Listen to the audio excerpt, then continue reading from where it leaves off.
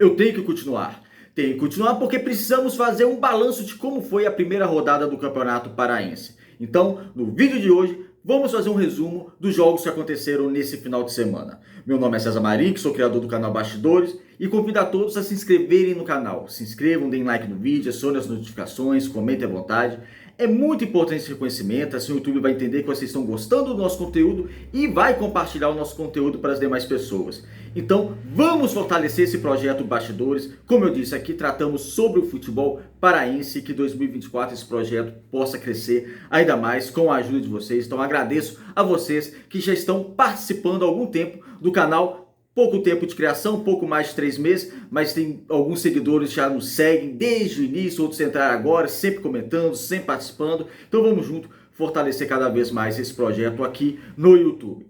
Sem mais delongas, vamos para o tema de hoje. Vamos começar com o jogo. Lembrando que tem aqui no canal, eu fiz aqui esse vídeo é só um resumo, um giro pela primeira rodada. Eu fiz a análise completa de Águia de Marabá e Tunaluso Brasileira, Paysandu e Santa Rosa, Clube do Remo e Canaã. Tá aqui no histórico do canal. Se você quer saber a análise completa desses jogos, vocês podem entrar aqui no histórico, vídeos recentes, aí vocês verão a análise completa desses jogos, ok? Esse vídeo é apenas um giro, um resumo da rodada. Vamos lá. Tivemos São Francisco 0, Caeté 1. O jogo realizado, foi o jogo de abertura do Campeonato Paraense, realizado no sábado de manhã no estádio do Souza. Um público de antes de entrar no jogo, um público de 100 pessoas, menos de 100 pessoas no Souza. Vamos lá, eu já disse aqui, é um absurdo os clubes de Santarém não jogarem em Santarém. É uma falta de respeito, sempre vai investigar, sempre que vai olhar, o estádio Barbalhão está em reforma, o estádio está em reforma, o estádio está em reforma. Essa reforma não acaba nunca. Precisa realmente terminar, aí tem que entrar realmente o poder público para terminar essa reforma, porque é inacreditável os clubes de Santarém não jogarem em Santarém, uma falta de respeito com a torcida local. Torcedor Tapajós, e principalmente do São Francisco e do São Raimundo, que são clubes realmente, São Francisco e São Raimundo, tradicionais, de torcida na cidade, eles não jogam na sua cidade. Isso é muito grave para mim, isso é um absurdo. Então o São Francisco estreia como mandante dentro de casa, em Belém, para um público inferior a 100 pessoas. Isso é muito absurdo, eu estou achando que isso, as pessoas estão entendendo isso como natural. Como se isso fosse natural. Ah, São Francisco vai jogar em Belém, vai jogar em Pixuna, o São Raimundo vai jogar em outra cidade, o Tapajós esse ano vai jogar em Paragominas. Parece que entendem que isso é normal, natural, e não é. E não é. E a gente vai bater nessa tecla aqui, eu sempre falei isso na nossa página no Facebook e falando aqui agora no YouTube. Um absurdo as equipes Santarém não jogarem em Santarém, e esse estádio está sempre em reforma e passam os anos e não tem jogo lá, está sempre em reforma que não acaba jamais. Sobre o jogo, a equipe do São Francisco teve bem mais posse de bola que a equipe do Caeté, dominou em certos momentos o jogo, mas pecou demais na finalização das jogadas, e o Caeté foi muito mais eficiente. O Caeté deu 3 chutes certos no gol, fez um gol. Caeté é treinado pelo Arthur Oliveira e consegue 3 pontos importantíssimos na estreia do Campeonato Paraense para buscar a vaga no G8. Eu acredito que o Caeté vai brigar por uma vaga no G8, então consegue uma vitória fora de casa contra o São Francisco, 1-0. Próximo jogo é como mandante, então o Caeté começa muito bem a partida. São Francisco teve alguns momentos certo domínio, mas não concluiu em gol e concluiu em gol de maneira ineficaz, deficiente, e saiu derrotado no estádio do Souza. O outro jogo que nós tivemos foi Bragantino e Tapajós, 0-0, jogo que ocorreu no jogão, um bom resultado para a equipe Santarena, bom resultado para a equipe Tapajós. Agora o Bragantino, assim como o São Francisco perdeu como mandante, o Bragantino empata como mandante, vai ter que recuperar fora de casa. Outra partida que nós tivemos na rodada, essa sim, fiz a análise completa do jogo, foi Águia de Marabá e Tunaluso Brasileira. Um primeiro tempo morno da partida, esperava até mais dos atuais campeões paraenses, que manteve a linha de defesa praticamente intacta da última temporada para essa, tirando o Di Maria, o lateral esquerdo, que ano passado não estava, e agora é o lateral direito titular da equipe do Águia de Marabá. A defesa firme, a defesa forte, com Davi Cruz, Bruno Limão, Betão, Axel Lopes no gol. Então o Águia de Marabá firme na defesa, mas o primeiro tempo morno, sem grandes oportunidades. No segundo tempo, a equipe do Águia de Marabá saiu mais pro jogo, criou mais pro jogo. A Tuna Luz, nos primeiros 15 minutos, ficou um pouco atordoada com esse avanço, essas ofensivas do Águia de Marabá. Só que o Águia de Marabá pecou na hora de finalizar, de concluir pelo gol. Com isso, a Tuna também cresceu no jogo. Taticamente, a equipe da Tuna funcionou bem. Pelo meio, o Águia de Marabá praticamente não criou, porque a Tuna Luz conseguiu marcar bem seu adversário pelo meio. A deficiência para os Maltina foi pelas pontas, foi pelas alas. Então o Águia de Marabá, pelo Bruno Limão de um lado, e depois o Alan Maia entrou no segundo tempo pelo Águia, se fizeram pelas pontas do campo, porque realmente teve uma deficiência de marcação da Tuna Luso brasileira pelas laterais, os dois laterais Cruz Maltinos. A culpa da marcação pelas pontas não fica só pelos laterais, mas os dois laterais Cruz Maltinos também não estiveram num bom dia. Então o Águia aproveitou muito esses corredores, só que não conseguiu concluir o gol. Já a Tuna Luz conseguia marcar bem pelo meio e conseguiu também avançar. Teve alguns lances perigosos, a partir dos 15 minutos do segundo tempo, depois realmente do Águia colocar uma pressão muito forte para cima da equipe Cruz Maltina. O Júlio César Nunes fez algumas substituições, mexeu na equipe. A Tuna Luz brasileira começou a crescer um pouco na partida, mandou uma bola na trave com o Chura, um gol que era para o centroavante Cruz Maltino fazer o gol, porque era um gol bem acessível para ser feito. Ele manda na trave, desperdiça uma boa oportunidade. E a Tuna Luz começa a criar mais, começa a querer sair para um jogo e ficou um jogo um pouco aberto. Então o segundo tempo um pouco mais movimentado, ou melhor, bem mais movimentado que o primeiro tempo. Os 15 minutos do segundo tempo só deu Águia, depois a Tuna equilibrou a partida, teve grande chance para fazer o gol, não conseguiu, o Águia também teve. Então foi isso, acabou 0-0 lá no Zinho Oliveira, um bom placar para a Tuna Luso, que jogou no Zinho Oliveira, que é difícil, fora de casa, contra o atual campeão. Então todo esse cenário, da maneira que jogou, foi um resultado positivo, um desempenho até positivo da equipe da Cruz de Malta. Agora o Águia vai ter que se recuperar. Outro jogo na rodada foi no Parque do Bacurau. Cametá 2, Castanhal 2. O Cametá chegou a fazer 2-0, até num bonito gol, segundo gol do Balotelli, muito bonito. O Castanhal foi para cima na segunda etapa e conseguiu empatar. Então o Castanhal conseguiu, o Cametá tropeçou. Tropeçou porque vencia de 2-0 dentro de casa o Castanhal, e ao ceder o empate, lógico que você tropeça, não há outra palavra para dizer. Então o Cametá tropeçou, o Cametá que é um dos representantes do Pará na Série D esse ano do futebol nacional. E o Castanhal conseguiu um poder de reação bastante interessante num golaço do Felipe Diedós. O primeiro gol do Castanhal foi um golaço do Felipe Diedós.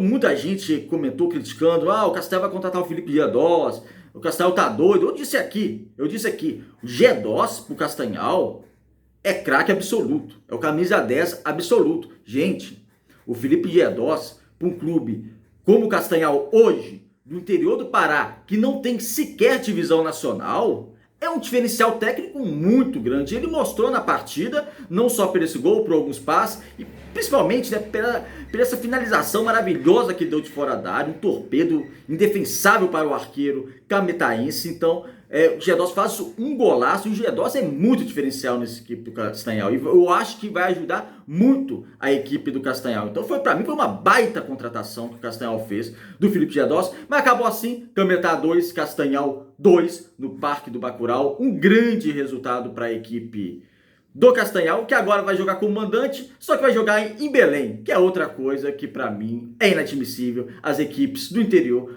jogarem como mandantes contra Remy Paysandu no Mangueirão.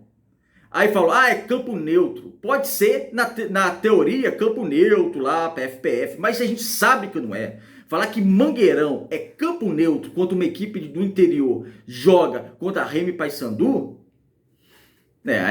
aí você quer duvidar da nossa inteligência, porque você sabe que não é. Isso não deveria estar ocorrendo. Em Castanhal também está tendo a questão do estádio, reforma do estádio, Maximo Porpino, então manda o jogo para Belém. É uma situação que, assim, teria que ir para Belém ou teria que ir para outra praça, mas saindo de Castanhal, o Castanhal ia perder muito com isso. É uma questão realmente de ajeitar o estádio. Não está há tanto tempo em reforma como está o Barbalhão lá em Santarém, como nós falamos aqui no início do vídeo, mas também é algo para fazer e algo para ficar pronto e ficar um bom estádio, porque a torcida de Castanhal merece desse jeito.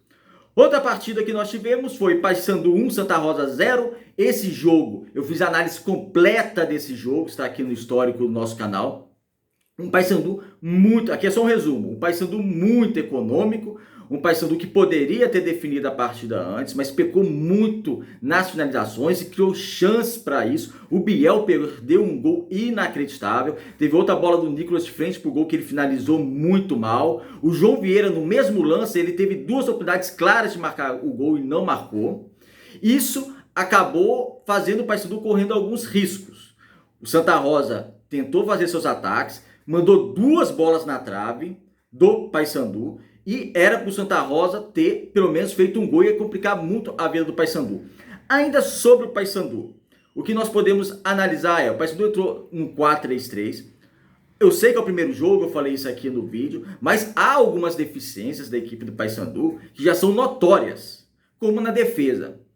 O Paysandu precisa de contratar um zagueiro nível Série B. O Carlão começou bem, o Carlão fez uma boa estreia, mas o Wanderson não. O Wanderson, ele falha num lance que ele dá a bola de graça para o atacante Santa Rosa, que saiu na cara do goleiro Matheus Nogueira, que faz uma extraordinária defesa e manda para escanteio, a bola ainda bate na trave antes de sair, e depois no cruzamento ele falha novamente. O Paysandu tem que estar atento à sua defesa, eu venho batendo nessa tecla, precisa de contratar jogadores com mais qualidade defensiva, para ser zagueiro realmente de Série B, para buscar o acesso à Série A. Não é esse o objetivo da diretoria? Então tem que fazer esse investimento, porque é um setor carente. No mais, no Paysandu, algumas atuações um pouquinho abaixo. O Ninho começou muito bem, depois caiu no decorrer da partida, mas começou bem. Não gostei ao todo do Bispo e do Val Soares, principalmente eu deposito mais confiança no Val Soares, jogando como segundo volante, saindo para o jogo, finalizando de fora da área. Ele tende a finalizar bem de fora da área. Acredito que o Bispo não vai ser titular desse time no Paysandu. Eu colocaria o Netinho, acho que o Netinho hoje é mais jogador que o Bispo e pode render mais. Pelas pontas, o Leandro jogou muito pouco tempo, saiu substituído pelo Jean Dias, que entrou bem na partida. O Edinho, eu gostei da partida do Edinho, até ele cair fisicamente, porque depois ele caiu fisicamente, enfim, primeiro jogo na temporada, é complicado. Ele estava muito bem na partida. E o Nicolas, muita gente pergunta, o Nicolas, é isso, o Nicolas, hoje, o time tem que jogar para ele. Na primeira passagem, ele mais novo, ele era o time do Paysandu. Ele jogava para o time. Agora não, o time tem que jogar para ele, porque a idade chegou, ele vai fazer 35 anos, até a movimentação dele vocês veem que está diferente. A formação tática que ele jogava na época do Paysandu, na primeira passagem dele, para agora, colocada pelo Hélio dos Anjos, é diferente também. Então a função dele muda um pouquinho. Então você tem que jogar um pouquinho mais favorecendo o Nicolas, que eu acho que vai ser um jogador importante, um jogador oportunista. Ele mostrou muito oportunismo dentro da área ao fazer seu gol. Mas agora é isso. Não é o Nicolas que é o time do Paysandu. Agora o time do Paysandu que precisa ajudar o Nicolas. No segundo tempo ainda entrou o Yuri, eu acho que o bem abaixo, é uma contratação também bem questionável do Yuri. Eu falei isso na análise do jogador, da contratação do jogador. E é isso. Tivemos um Paysandu econômico 1-0, ao mesmo tempo poderia ter feito 2-3, mas também sofreu e poderia tomar um empate. Tem que ficar atento porque estamos falando de um clube adversário que é o Santa Rosa, um clube que veio da segunda divisão paraense, vice-campeão da segunda divisão paraense. Então, Paysandu, não vou falar que tem que ligar o alerta, porque é estreia, primeiro jogo, mas o Paysandu tem que corrigir algumas coisas e tem que mostrar uma evolução melhor. E o outro jogo que eu também analisei, análise completa da partida, com campinho, análise tática, tudo completo, Clube do Remo 5, Canaã 0. Foi uma bela atuação do Clube do Remo, aí não importa se é o primeiro jogo, se é contra o Canaã, porque a equipe do Clube do Remo, ele jogou um futebol realmente para resolver a partida, ele aproveitou a fragilidade do adversário, e o que o Canaã é frágil na defesa, ele já foi frágil na defesa na Supercopa do Pará contra o Águia. O técnico Emerson Almeida até faz substituição na defesa, mas parece que não adiantou, porque o zagueiro que entrou na partida de hoje, o Pietro, além de fazer o gol contra, ele faz uma má partida. Uma linha defensiva do Canaã muito débil, um sistema defensivo muito frágil, que o Remo jogou com muita facilidade. O Remo, ele atacava com os 20 primeiros minutos com intensidade. Depois que ele fez 2-0, ele viu que estava em ritmo de treino. Ele chegou ao terceiro, quarto gol com falhas da defesa do Canaã, não tirando o mérito do Remo. Por que acontece? Quando você pega uma equipe frágil, você pegou uma equipe frágil que te dá oportunidade, você tem que matar o jogo. Acontece que muitas vezes as equipes não matam o jogo. E o Remo teve a capacidade de matar o jogo. Fez no primeiro tempo 4-0, no segundo tempo o Ricardo Catalá fez algumas substituições. Mudou bastante o time caiu de intensidade, mas é normal, entenda as substituições, é para dar mais ritmo também a outro jogador, o jogo já estava resolvido e mesmo assim o Remo fez 5-0. Então, análise individual de cada atleta eu fiz na análise do vídeo, com esquema tático, análise individual de cada atleta, não na análise completa que está aqui no histórico do canal. Ele só foi um apanhado de Clube do Remo 5, Canaã 0, uma fragilidade da equipe do Canaã, que é extremamente preocupante essa fragilidade. Emerson Almeida vai ter muito trabalho com essa equipe do Canaã, principalmente no seu setor defensivo. E o Clube do Remo acaba ilusionando a torcida, quando eu digo ilusão é da maneira positiva, como é normal de ser na América do Sul, no Brasil nem tanto. Lá ilusion, vamos ilusionar, vamos viver o momento. Então o Clube do Remo fez o papel dele, pegou uma equipe frágil, meteu 5-0.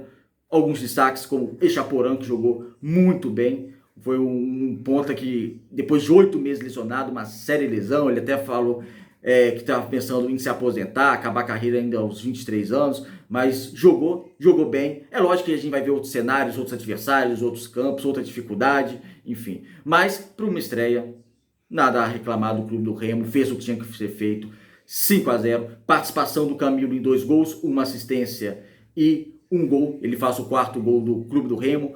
Catalá coloca o Remo extremamente ofensivo, apenas com Daniel como primeiro volante, mas faz um meio campo com Pavani e Camilo, que eu acho extremamente interessante. O Pavani é o segundo volante, que se aproxima muito, pode jogar com meia. Isso vai facilitar muito o Camilo, porque o Camilo não tem condições de ser o único meia exclusivo. Ou melhor, eu vou corrigir o que eu disse aqui. Vai ser muito difícil, não é que não tenha condições, vai ser muito difícil ele ser aquele meia exclusivo, único, que tem a função de armar a equipe do Clube do Remo. Ele precisa de auxílio, ainda mais com 37 anos, questão física vai pesar para o Camilo. Ele fez apenas 4 jogos como titular na Série B do ano passado, então já está numa baixa na carreira, tanto física como tecnicamente, o que é normal, 37 anos. Ele até estava pensando em encerrar sua carreira, fazer curso na CBF, mas aceitou a proposta do Clube do Remo. Então vai ser muito importante para ele desenvolver o futebol, porque ele tem futebol, ele tem um bom passe, tem uma boa visão de jogo, tem algum companheiro com ele armando, mesmo vindo de trás. E esse companheiro, nessa primeira rodada, foi o Pavani. Só uma coisa que eu esqueci de falar do Paysandu e Santa Rosa, que eu esqueci, mas eu tenho que falar, sobre a equipe do Santa Rosa. Me agradou bastante.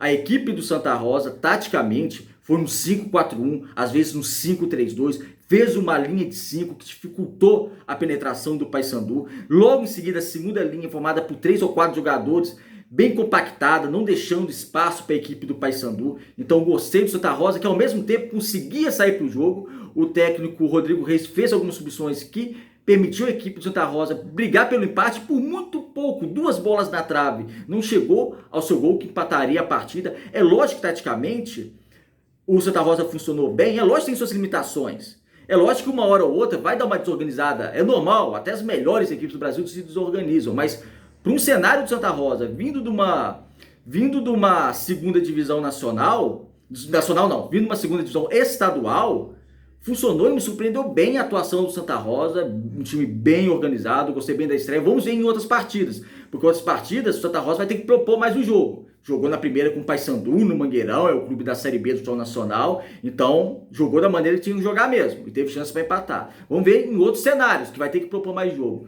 Mas é bom ficar atento à equipe do Santa Rosa, mesmo taticamente funcionando bem. É lógico, sobre o Paysandu eu falei aqui, era o Paysandu ter furado mais a defesa e ter concluído, porque quando conseguiu furar, perdeu grandes oportunidades de fazer o gol. É isso, amigos, é só um balanço geral da rodada, análise dos 3 jogos que eu informei aqui, análise completa, tática, com desempenho do jogador, desempenho individual, coletivo, está aqui no nosso canal, vocês podem entrar e assistir. Esse foi só um giro da rodada. Obrigado por assistirem o vídeo até o final, se inscreva no canal e até o próximo.